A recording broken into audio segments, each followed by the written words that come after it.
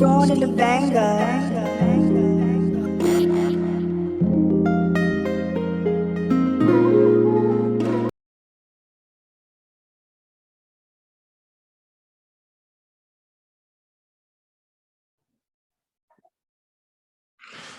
Hello. Welcome. 6 Yard Box.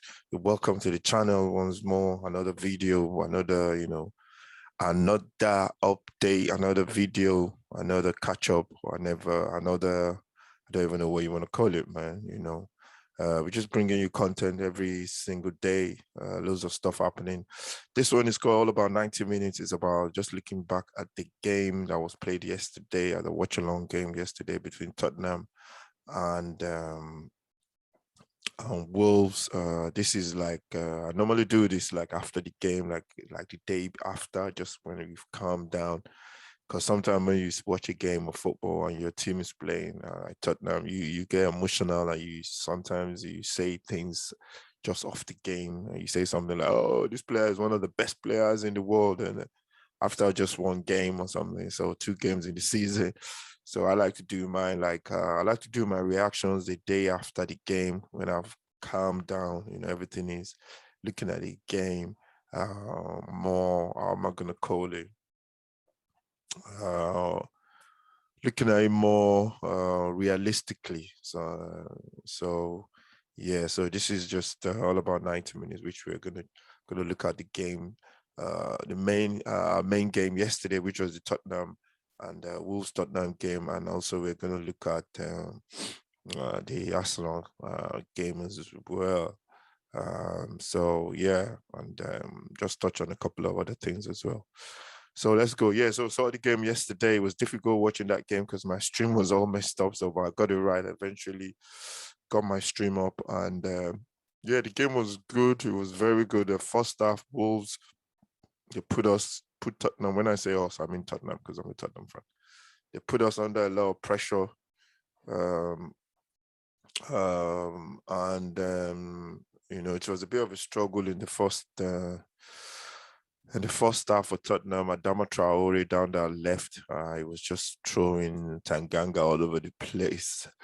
Tanganga was struggling a lot to cope with him. We saw him the day before against we saw him the week before against Sterling. Tanganga, it was up, it was aggressive, it was close, it was tight, but with Traore was just knocking him off, man, and that was a big problem for Tottenham in the first minute. And that Tottenham really struggled in terms of trying to cope with Traore's pressure, Traore's aggressiveness, and the way he was attacking our box. And the pressure was just kept coming. It kept coming. We couldn't get out of our what do you call it? Out of the box. They kept getting the ball at the edge of our box. They kept, recycling the attack from at the edge of our box. The midfielders were very good. Ruben Neves was very good in terms of retrieving the ball and picking up the ball at the edge of the box and starting off another attack. And Tottenham was struggling. To be honest, was struggling. I was thinking the worst. I was thinking we were going to concede any minute from now. And one thing yesterday was that the ball carriers, which was supposed to be Bergwijn and Lucas Moura in the middle, they were not really getting the joy that they were getting against City, especially Lucas yesterday. And I was surprised that he was taken off as well, because I thought he would be given a lot more time to stamp his authority on the game. But anyway, Tottenham scored against the run of play, I must say. It was a good goal. Dele making that third man run behind everybody into the box. I think it was a pass from, I can't remember what the pass was from. I think it was a pass from Bergwijn. I think it was Bergwijn. No, sorry.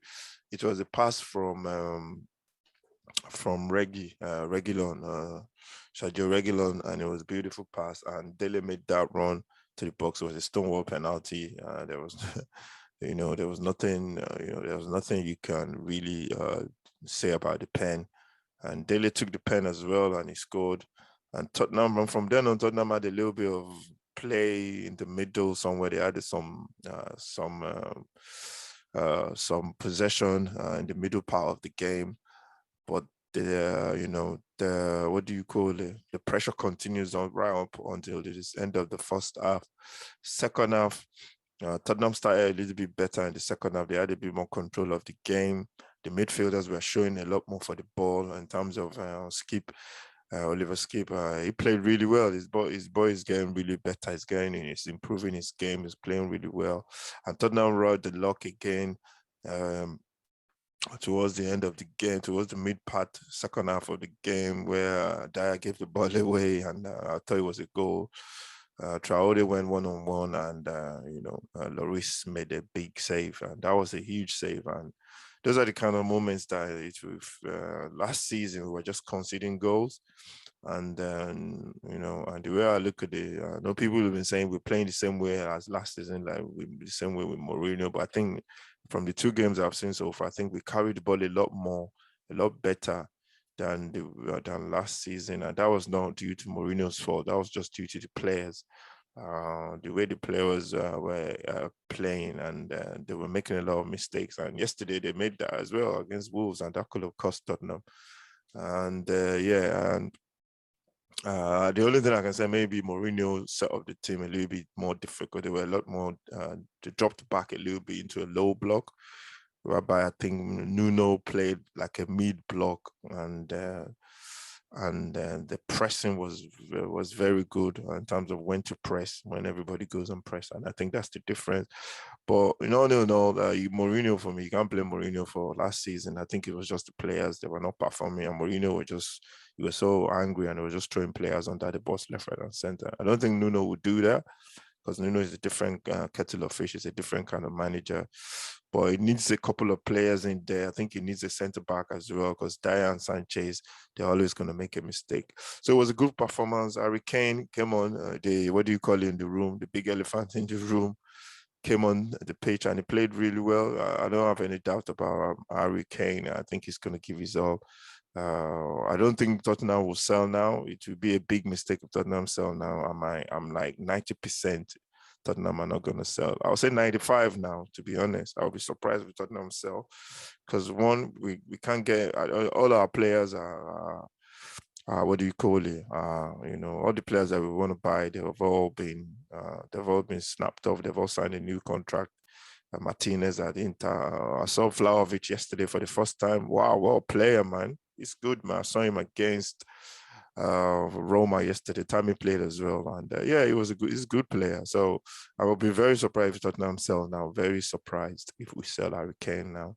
In the other game, Arsenal, Chelsea was just dominant. They were just too good. Lukaku was excellent. He was we just bullied the Arsenal defense. I think Arsenal problem defensively they're soft. You gotta have a spine in your team. I know they were missing players as well yesterday, so I think that might count for a little bit in terms of going forward. Aubameyang and Lacazette going forward, but defensively they were just all over the place. I think you know how to play against Arsenal. You just gotta get physical with them. And I think you have a lot of joy. So it was a good game. It was a good game. It ended only one way. Everybody was predicting a Chelsea win, and that's the way it ended. And Chelsea just won that game. There was just no cover for the back four or the centre backs for Arsenal. Chelsea were trading balls through. They were switching the play to the right quickly. I can see the way Tottenham are going to play them in like 2-3 weeks' time. Just the way we play against City is the way we're going to play against Chelsea, and I think that will work. So thank you very much, everyone, for watching the stream. It's been very good. Thank you for watching the video. Make sure you subscribe to the channel, follow, like, share, and I'll see you in the next video. So thank you very much, and stay safe, and God bless.